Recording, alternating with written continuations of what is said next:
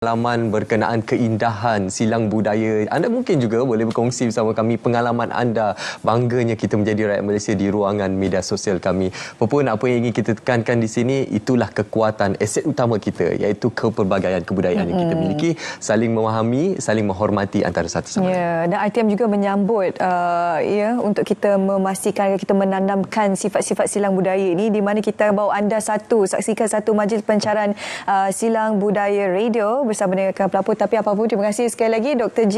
Mani Mariam bersama kita hari ini. Jadi kita nak bawa anda semua ke majlis pelancaran silang budaya radio. Kita nak bersama dengan rakan pelapor kita pada hari ini. Okey, kita bersama dengan Alif Ashraf yang pastinya dengan perkongsian lanjut berkenaan dengan majlis pelancaran silang budaya radio. Silakan.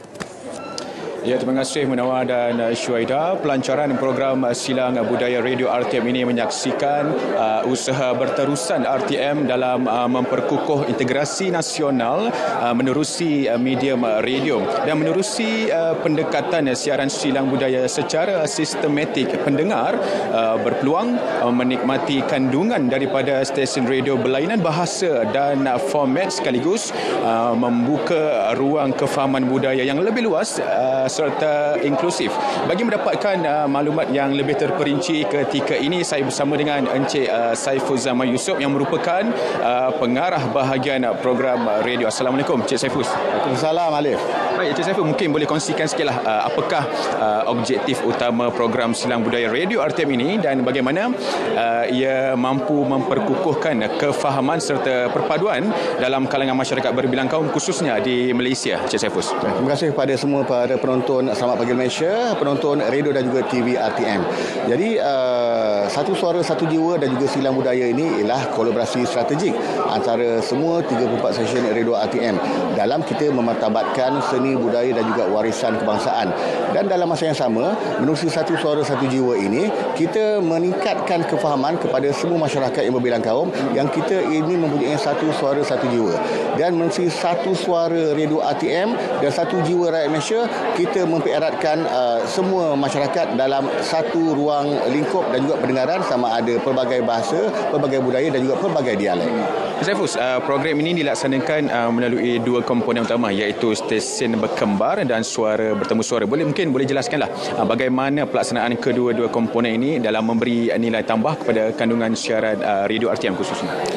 Dalam tema Satu Suara Satu Jiwa pada tahun ini yang kita perkenalkan sebentar lagi oleh Datuk Ketua Pengarah Penyiaran, kita mempunyai pegangan ataupun tunjang silang budaya. Jadi menerusi silang budaya ni mempunyai dua segmen, iaitu satu stesen berkembar dan satu lagi ialah suara bertemu suara. Bagi stesen berkembar, kepelbagaian stesen ini kita akan bersiaran secara berkembar antara stesen-stesen untuk kita mengetahui apakah kandungan-kandungan nilai budaya, seni, warisan kreatif yang terdapat di dalam setiap stesen menerusi negeri masing-masing.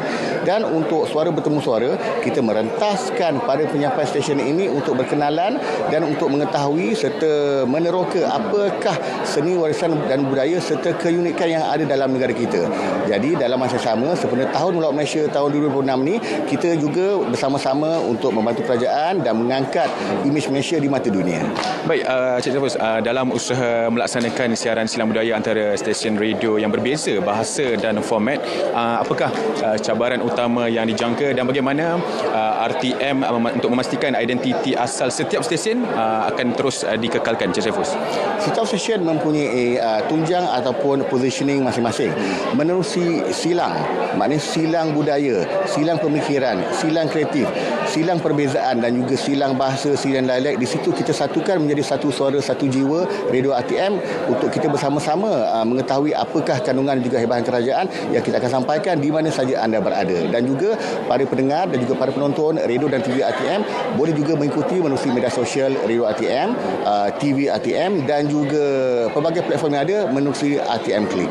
Baik, terima kasih Cik Saiful atas maklumat yang dikongsikan sebentar tadi. Baik saudara, setakat itu saja perkembangan yang dapat saya kongsikan buat masa ini. Teruskan kesetiaan anda bersama kami di RTM. Untuk itu kita kembali ke studio bersama Munawar dan Syuaida. Silakan. Okey, terima kasih Alif Ashraf atas perkongsian khususnya berkenaan majlis pelancaran silang budaya bagi program radio yang pastinya akan menyerikan apa yang kami bawakan yang menarik untuk tahun 2026 ini. Ya, okey.